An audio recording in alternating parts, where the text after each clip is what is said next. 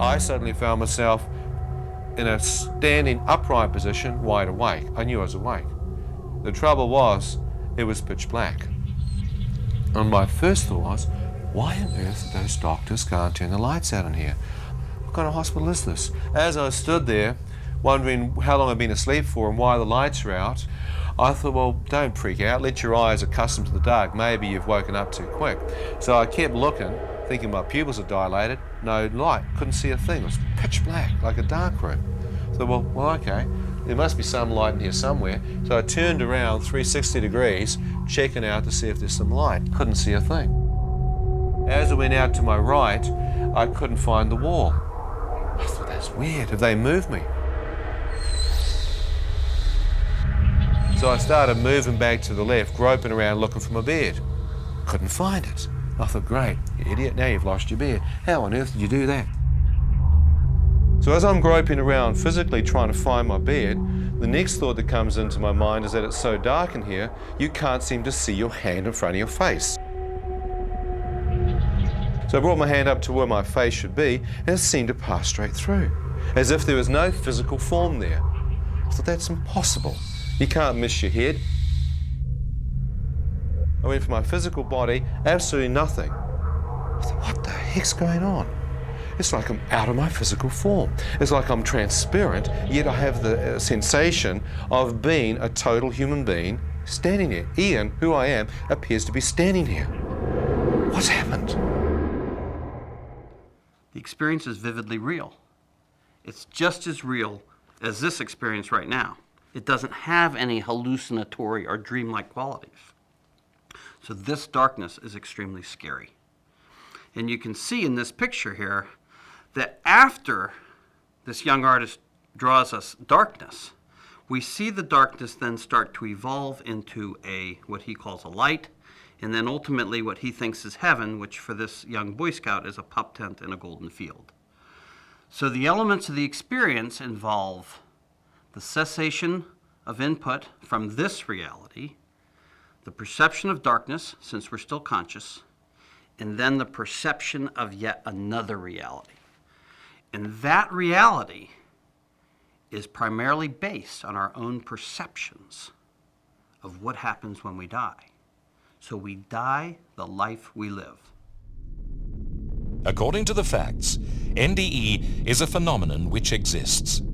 It is not hallucinations, but a real, inexplicable conscious experience. But what have academics to say who researched this mysterious phenomenon? And there are broadly three perspectives on the near-death experience. You've got sceptical explanations, which usually argue that the near-death experience is some kind of brain abnormality near death, or some chemical abnormality in the brain near death. Then you've got parapsychological explanations, which argue that the near-death experience might not be a genuine glimpse of a heaven, but nevertheless contains some paranormal components, say for example extrasensory perception. And then you've got psychological explanations of the near-death experience, which argue that it's some kind of motivated fantasy, that someone perceiving themselves to be near death becomes very afraid and constructs out of fantasy in their own mind a heavenly realm to which they go. The problem with that final explanation is it doesn't account for negative experiences. Why would people who are fearful of death be motivated to fantasize about hell? That's counterproductive. So I think psychological explanations are the poorest explanations of the near-death experience. It's either going to boil down to there's genuinely a heaven or a hell, or brain chemicals are causing the experience. Near-death experiences are the last experience that any of us will have while we're still alive.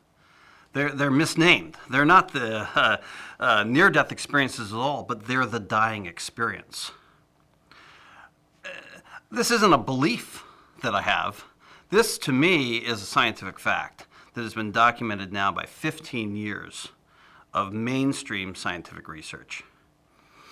What we've learned in the last 15 years is in the process of dying, several astonishing and counterintuitive things happen. Namely, the dying person has a complete return to consciousness. They're alert and aware of what's going on around them, even if they seem to be comatose. And they have an expanded sense of consciousness that extends beyond their body. How do we know this isn't just a dream or a weird hallucination? Dreams happen to people who are sleeping at night and are associated with certain brainwave activity. So clearly it's absurd to think near-death experiences would be a dream. What about being hallucinations? Chaotic dysfunctioning of the dying brain. Absolutely. They could be that. There's no person can dispute whether these experiences are the normal functioning of the brain at the point of death, or rather represent some sort of chaotic hallucinatory activity. Remember, hallucinations involve the perception of something that isn't real. So when we die, we're alert, we're conscious, we're aware of this reality, so certainly people having near-death experiences accurately describe what's happening in this reality. But the key element of the near-death experience is that we perceive, I say we, as all of us are going to have this experience, we perceive another reality superimposed over this one. So it's then a matter of religious belief systems as to whether you think that other reality is real or not. So that's the issue of religion and philosophy. But nevertheless, when I say near-death experiences are real, I mean that they occur when these children say that they're happening, which means at the point of death.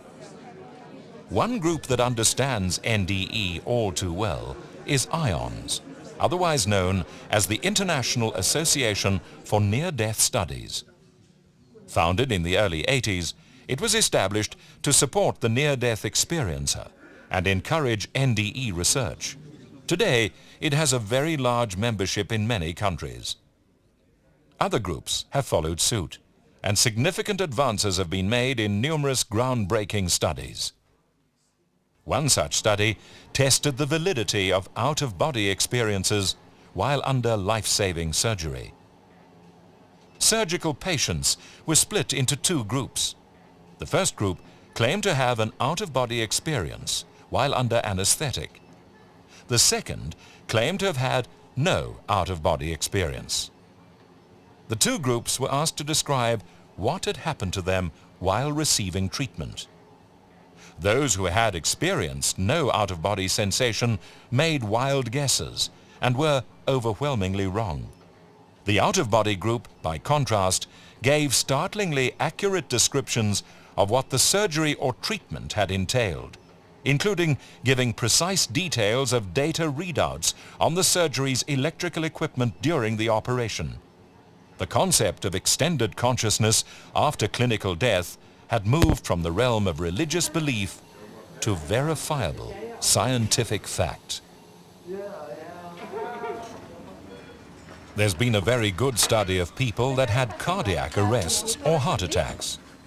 About 15% of them had NDEs, and the remainder did not have NDEs. And then they studied this group of people for up to 7 years. And there's no question that the people that had NDEs were significantly different from the other group. They tended to have a more spiritual belief system. They had a much lower fear of death. They had a much less materialistic view of the world. They were much more interested in religion, and it really changed their lives a great deal. So this has been studied very carefully, or what is called prospective or controlled studies, and has been proven to be fact. The event is so common, the pattern of the experience is so consistent, and its effect on people is so profound, that just for that reason alone, even forgetting why or what the spiritual or religious implications are, NDEs are something that affect a lot of people in a major way. Interestingly enough, another study, quite separate from the NDE, has also lent remarkable authenticity to the Lazarus phenomenon. Dr. James Winery, head of the U.S. Air Force's Aeronautical Research Unit, has come up with some fascinating insights into loss of consciousness. Dr. Winery works specifically with fighter pilots, exposed to acceleration stress of up to 9 Gs. That's 9 times the gravitational force on Earth. It's his job to put protective measures in place in order to ensure their safety. Now, one of the things that we began to look at from the science standpoint was in understanding loss of consciousness, especially when blood flow stops to the brain. We began to look at other events that humans go through, like cardiac arrest, sudden death episodes where an individual's heart stops or he has a rhythm disturbance that prevents blood flow from going to the brain. We were looking at what scientists were doing over in those areas. And we began to see that individuals that had sudden death, cardiac arrest, those kind of things, we began to see people reporting the experiences that those people had. And when we began to hear what individuals that had what were called near-death experiences were having these kind of experiences of dreams or being out of body or those kind of things, we really began to look at our information, and we said, boy, our folks are having a lot of the same symptoms that are being reported with sudden death and cardiac arrest. So we were really on track of a very hardcore traditional applied research medical program, and it just so happened that the information that we had from loss of conscious episodes was matching fairly closely the information we were getting from the literature in terms of sudden death, cardiac arrest, and near-death experiences. So we thought it would be interesting to the general scientific community to hear what our experiences were in completely healthy people having blood flow stop to their brain, losing consciousness, returning blood flow, consciousness returning. We thought that would be at least a slice of information that might help individuals that are investigating near-death experiences might be interested in. I think as a traditional scientist, I think what our experiments really do is really lend tremendous credibility to what individuals that are having near-death experiences are saying. You really need to listen carefully because our results suggest, incidentally, coming late on the scene, that what these individuals are experiencing are reported very accurately. So I think our experiments really lend a lot of credibility to that. I don't think our experiments give the final answer. I think they give you a lot of insight into probably what's going on in the brain, but boy, and there are things that our experiments don't show. So you have to listen to those individuals that have had even more traumatic insults of embarrassment of blood flow to their brain. They may well be experiencing things that we don't have, but the things that we're seeing certainly lends a lot of credibility to listen to what things they experience that we don't, that may truly give you insight into spiritual and other understandings of life and death and what we're all about. Research proves that near-death experience is legitimate. Nearly 12 to 15 million Americans have had NDE experiences.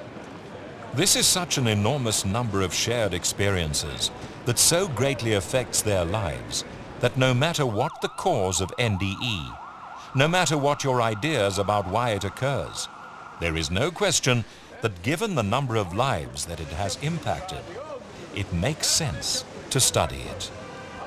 It's an incredible phenomenon, and again the implications are enormous.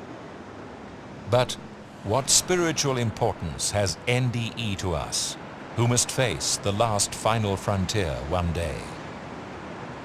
But in terms of spiritual importance, near-death experiences have clear spiritual importance. People often regard themselves as having changed their life entirely as a result of the joyful experiences they have near-death. And even in negative near-death experiences where people have trips that are hellish, people often report life-changing events. And arguably, even if it were brain chemical changes that were responsible for the actual near-death experience, and therefore it's a hallucination, the consequences could still be spiritual for someone. For mankind, the NDE phenomenon holds a message. Death is reality, and according to research and those who have witnessed heaven and hell through NDE experiences, we must think about our own lives. We will die as we live. What people are describing are very, very clear-cut, life-changing situations. Now, I think you mentioned you saw Ian McCormack, and when all's said and done, he's been travelling around the world for nearly 20 years. And he, like many, many of the others, recalls exactly what he saw, right to the very finest detail. And although he has been recounting his experience, and many others have as well, probably 2, 3, or even 4 times a week for all these years, you can look at old videotapes, and what they described hasn't changed at all. It simply hasn't changed. And in fact, this event is the single event in their lives that they remember most clearly, unlike hallucinations. The other thing, of course, that these are life-changing events. I've interviewed probably over 300 people who've had these experiences, and all of them have been dramatically changed. Their lives have been changed by these near-death experiences. You can't say that about hallucinations.